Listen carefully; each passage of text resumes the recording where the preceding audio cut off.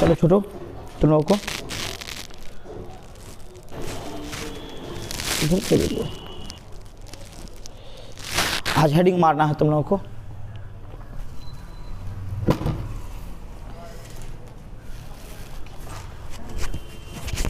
आ जाओ आ जाओ,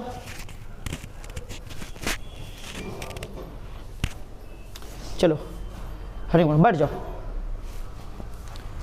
हेडिंग मारो दोस्त, ZNS type structure, ZNS type structure.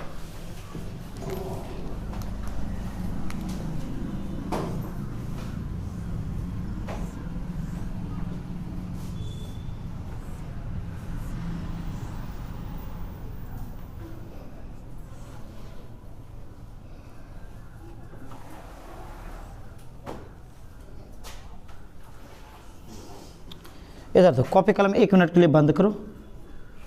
मान लो कि यह कोई यूनिट सेल है। क्या है ये? एक यूनिट सेल है। तो इसमें कितना कॉर्नर होता है? कॉर्नर में कोना कितना कॉर्नर होता है? छोटो इधर देखो कितना कॉर्नर होता है? 1 2 3 4, 4 ऊपर में 4 नीचे में कितना है? 8। उसके बाद यदि हम बात करें इसमें फेस कितना होता है? फेस में 70 कितना होता है? फेस कितना होता है? 6। एज में किनारा कितना होता है? एज की बात करें 1 2 3 4, 4 ऊपर में है, 4 नीचे में, 5 6 7 8 कितना हो गया? 8। और 4 साइड से 9 10 11 और 12 कितना एज होता है? 12। बात समझ में आ गया ना? इससे पहले तुम लोगों को हम बताए हुए थे, इससे पहले बताए हुए थे कि एक यूनिट सेल में कितना में? एक यूनिट सेल में कितना बॉडी डायगोनल होता है? 4। जैसे इस कॉर्नर से इस कॉर्नर के बीच में लाओ, 1 हुआ। दूसरा इस कॉर्नर से इस कॉर्नर के बीच में 2। तीसरा इस कॉर्नर से 4 और ये क्या हो जाएगा? 5। तो कितना बॉडी डायगोनल होता है? 4। और प्रत्येक बॉडी डायगोनल पर एक टेट्राहेड्रल वर्ड होता है। एफसीसी की हम बात कर रहे हैं। किसकी बात कर रहे हैं? एफसीसी में प्रत्येक बॉडी डायगोनल पर कितना टेट्राहेड्रल वर्ड होता है? 2। प्रत्येक बॉडी डायगोनल पर कितना? 1 2। तो इस पे भी होगा 2 ठो, इस बॉडी डायगोनल पे भी होगा 2 ठो और इस बॉडी डायगोनल पे भी रहेगा 2 ठो। बात समझ में आ गया? एक बॉडी डायगोनल पर कितना टेट्राहेड्रल वर्ड होता है? 2। ऐसा यूनिट सेल में कितना बॉडी डायगोनल है? 4। कितना बॉडी डायगोनल है? 4। इसलिए टेट्राहेड्रल वर्ड कितना हो जाएगा? 8। कितना टेट्राहेड्रल वर्ड हो जाएगा? 8। बात समझ में आ रहा है? हम यहाँ पे बात कर रहे हैं किसका? ZNS टाइप स्ट्रक्चर की। किसका बात कर रहे हैं? ZNS टाइप स्ट्रक्चर की। तो हम यहाँ पे ZNS टाइप स्ट्रक्चर बनाने का प्रयास करते हैं दोस्त।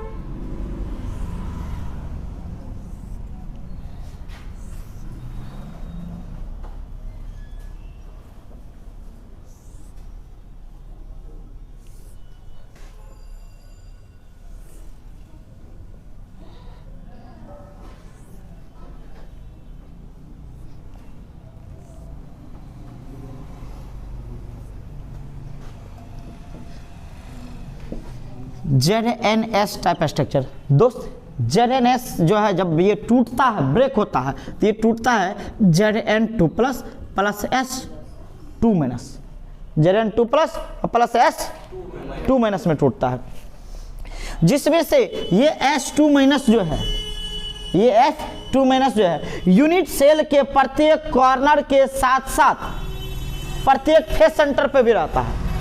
प्रत्येक कॉर्नर के साथ साथ कितना कॉर्नर है? कितना है? 8। अब फेस सेंटर कितना है? फेस कितना है? 6। तो यहाँ पे सब पे रहेगा क्या? प्रत्येक कॉर्नर पे S2 माइनस, इस कॉर्नर पे भी रहेगा S2 माइनस, इस कॉर्नर पे भी रहेगा S2 माइनस, इस कॉर्नर पे भी रहेगा S2 माइनस। बात समझ में आ रहा है? इसमें भी S2 माइनस, S2 माइनस। कितना कॉर्नर पे हो गया? 8 कॉर्नर पे। प्रत्येक कॉर्नर के साथ साथ प्रत्येक फेस सेंटर पे भी रहता है। कितना फेस है? 6 फेस है। कितना है? जैसे यहां पे देखो S2 माइनस 1 2, इधर वाला 3 4, काइटो फेस हुआ 4। एक बैक वाला होगा, ये वाला देखो बैक वाला, इसका फेस सेंटर लगभग यहां पर रहेगा और इसका फेस सेंटर देखो लगभग यहां पर रहेगा या नहीं रहेगा? कितना फेस सेंटर पे है? 6 फेस सेंटर पे। और दोस्त Zn2 प्लस जो है, कौन? Zn2 प्लस इसके अल्टरनेट बॉडी डायगोनल पे रहता है। अल्टरनेट बॉडी डायगोनल के टेट्राहेड्रल वॉइड पे रहता है, सॉरी बॉडी डायगोनल के अल्टरनेट टेट्राहेड्रल वॉइड पे रहता है। तो यहां से देख, तो इसमें कितना बॉडी डायगोनल होगा? कितना? जरा से देखो, एक तुम्हारा ये होगा या नहीं होगा?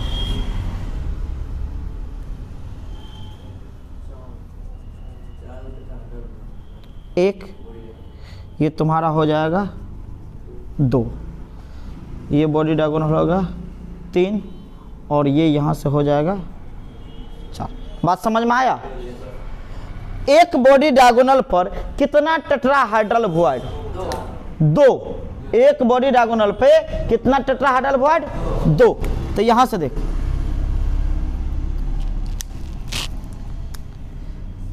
एक टेट्राहेड्रल वॉइड यहां पे हो जाएगा, दूसरा टेट्राहेड्रल वॉइड यहां पे होगा।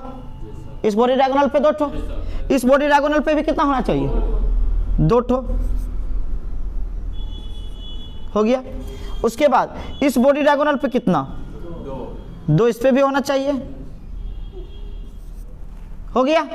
और इस बॉडी डायगोनल पे कितना होना चाहिए? 2 इस पे भी 2। क्या कह रहा है कि Zn2 प्लस जो है, Zn2 plus alternate tetrahedral void पे प्रेजेंट रहता है। कहां पे रहता है? अल्टरनेट टेट्राहेड्रल वॉइड पे प्रेजेंट रहता है। तो देखो दोस्त, अल्टरनेट का मतलब यहां समझो, यदि इस बॉडी डायगोनल के इस टेट्राहेड्रल वॉइड में Zn2 प्लस है, इस बॉडी डायगोनल के इस टेट्राहेड्रल वॉइड में Zn2 प्लस है, तो इसी से रिलेटेड जो है, इसी पर जो दूसरा टेट्राहेड्रल वॉइड है उस पर Zn2 प्लस नहीं रहेगा। इसके बगल वाला पे देखो, यदि इस पे Zn2 प्लस है तो इस पर नहीं रहेगा। अल्टरनेट का मतलब ये हो गया, यदि इस पे है तो इसी से रिलेटेड जो दूसरा टेट्राहेड्रल वॉइड है उस पर नहीं रहेगा। यदि इस पे है तो इस पर नहीं रहेगा। यदि इस पर है Zn2 प्लस तो इस पर नहीं रहेगा। यदि इस पर है Zn2 प्लस तो इस पर नहीं रहेगा। बात समझ में आ गया? अल्टरनेट का मतलब समझ में आया? तो फिर से देख, तो क्या कहां पे है? Zns जो है, जिसको ब्रेक किए तो Zn2 प्लस और S2 माइनस आया। S2 माइनस जो है इस यूनिट सेल के प्रत्येक कॉर्नर के साथ साथ प्रत्येक फेस सेंटर पे प्रेजेंट रहता है। प्रत्येक कॉर्नर के साथ साथ कहां प्रेजेंट रहता है? प्रत्येक फेस सेंटर पे प्रेजेंट रहता है। जबकि Zn2 प्लस आयन, कौन? Zn2 plus ion alternate tetrahedral void में प्रेजेंट रहता है। कहां पे प्रेजेंट रहता है? अल्टरनेट टेट्राहेड्रल वॉइड पे प्रेजेंट रहता है। बात समझ में आ गया? और तुमको बताए हैं कि टेट्राहेड्रल वॉइड जब रहता है तो उसका कोऑर्डिनेशन नंबर कितना होता है? 4 बताए हुए हैं। हाँ, तो टेट्राहेड्रल वॉइड रहता है तो उसका कोऑर्डिनेशन नंबर क्या हो जाएगा दोस्त? सॉरी, टेट्राहेड्रल वॉइड का कोऑर्डिनेशन नंबर 4। तो इसका कोऑर्डिनेशन नंबर क्या निकल गया? 4। यदि कोऑर्डिनेशन नंबर 4 हो तो तुमको हम ये भी बताए हैं कि radius ratio range RC/RA range बताए हैं। तो कितना होता है? 0.225 से लेकर के 0.414 के बीच होता है। यदि कोऑर्डिनेशन नंबर 4 हो तो उसका रेडियस रेशियो रेंज कहां से होता है? 0.225 से 0.414 के बीच होता है। और यदि इसका एग्जैक्ट निकालना चाहो, RC मतलब RZn2 plus by RS2 minus exact निकालना चाहो तो ये निकलेगा 0.40। कितना निकलेगा? इसका रेडियस रेशियो एग्जैक्ट कितना आता है? 0.40। और 0.40 देखो, क्या इन दोनों के बीच का वैल्यू है कि नहीं है? लगभग इसके बीच में ही कहीं पे आता है। समझ आ गया ना। 0.225 से लेकर के 0.414 के बीच में 0.40 आएगा या नहीं आएगा? आएगा, आएगा। तो उसका कोऑर्डिनेशन नंबर यदि 4 है तो इसका रेडियस रेशियो कितना हो जाएगा? लगभग 0.40। बात समझ में आ रहा है? यदि तुमको कह दिया जाए कि इसमें इफेक्टिव नंबर निकालिए, क्या निकाले? Effective number. तो देखो हम यहां पे बात कर रहे हैं effective number of Zn2 plus ion. किसकी बात कर रहे हैं? Zn2 प्लस आयन की बात करें। तो Zn2 प्लस आयन कहां पर है? अल्टरनेट टेट्राहेड्रल बॉन्ड में। Zn2 प्लस आयन कहां पे? अल्टरनेट टेट्राहेड्रल बॉन्ड में। तो तुम देखो टोटल कितना है? कितना है? 4। और ये Zn2 प्लस बॉडी के अंदर है या फेस पर है या एज पर है या कॉर्नर पे है? बॉडी में है। और तुमको बताएं कि बॉडी में कोई भी अवयवी कण, कोई भी कंस्टिट्यूएंट पार्टिकल रहता है तो उसका योगदान कितना रहता है? 100% रहता है। तो इसका 100% योगदान होगा 1 इक्वल टू क्या हो जाएगा यहाँ से? 4। बात समझ में आ गया? कोई भी अवयवी कण यदि बॉडी में हो तो उसका 100% योगदान रहता है, उसका फुल्ली योगदान रहता है। बात समझ में आ गया?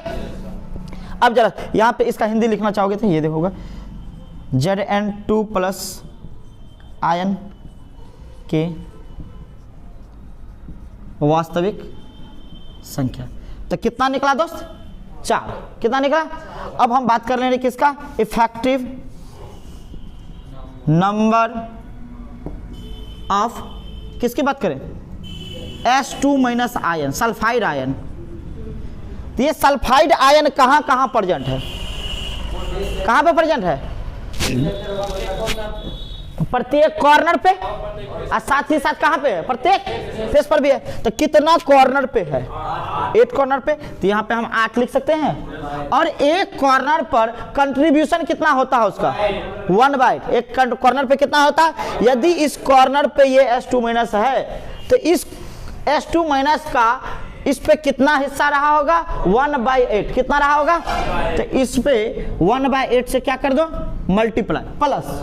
और यही S2 माइनस आयन कॉर्नर के अलावा कहां पे है? फेस। कितना फेस पे है? 6 फेस पे। कितना फेस पे है? ये देखो 1 2 3 4 5 1 6। समझ में आ रहा? 6 फेस पे है। और एक फेस पे किसी भी अवयवी कण का कंट्रीब्यूशन कितना होता है?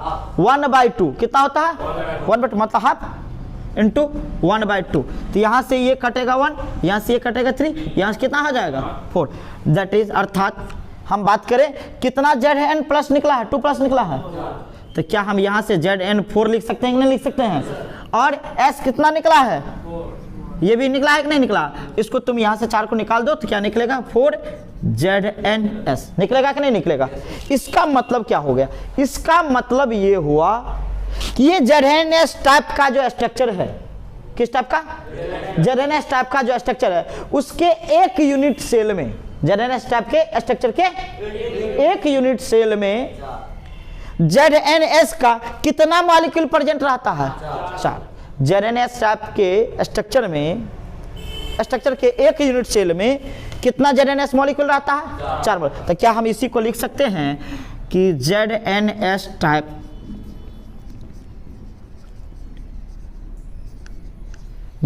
स्ट्रक्चर के कितना मॉलिक्यूल में?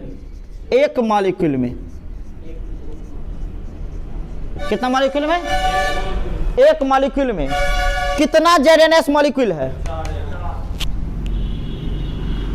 ZnS का 4 मॉलिक्यूल प्रेजेंट रहता है। ZnS का कितना मॉलिक्यूल प्रेजेंट रहता है? बात समझ में आ गया कि नहीं आया? समझ में आ गया? तो फिर से देख, यदि इसको कहा जाएगा कि भाषा में लिखो तब कैसे लिखोगे? लैंग्वेज में। कि यह किस में अरेंज है? FCC में। या किस में अरेंज रहता है? FCC में अरेंज रहता है, जिसमें S2 माइनस आयन कहां कहां प्रेजेंट रहता है? प्रत्येक कॉर्नर के साथ साथ प्रत्येक फेस सेंटर पे प्रेजेंट रहता है। प्रत्येक कॉर्नर के साथ साथ कहां प्रेजेंट रहता है? प्रत्येक फेस सेंटर पे प्रेजेंट रहता है। जबकि Zn2 प्लस आयन कहां प्रेजेंट रहता है? अल्टरनेट टेट्राहेड्रल बॉन्ड में। कहां प्रेजेंट रहता है?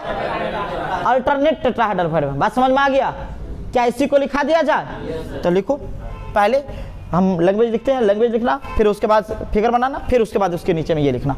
तो लिखो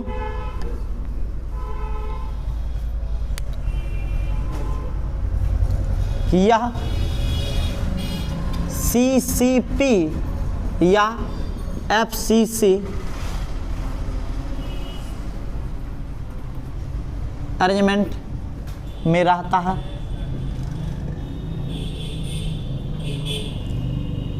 जिसमें H2- आयन यूनिट सेल के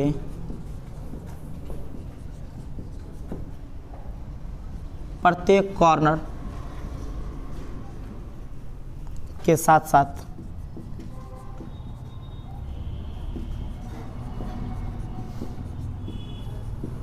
प्रत्येक फेस सेंटर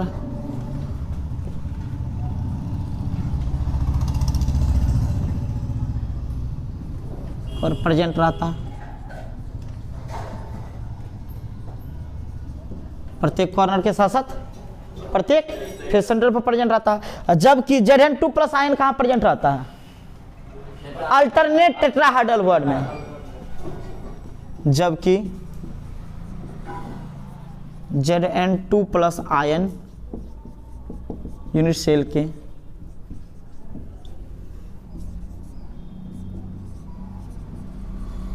अल्टरनेट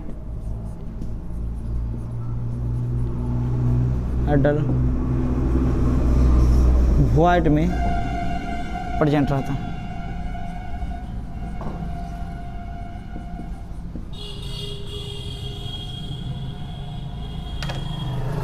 पहले लैंग्वेज उतारो, फिर इस फिगर को ड्रॉ करो, फिर उसके बाद यहाँ से इसको उतारने की कोई ज़रूरत नहीं है, ये सिर्फ समझाने के लिए लिए थे।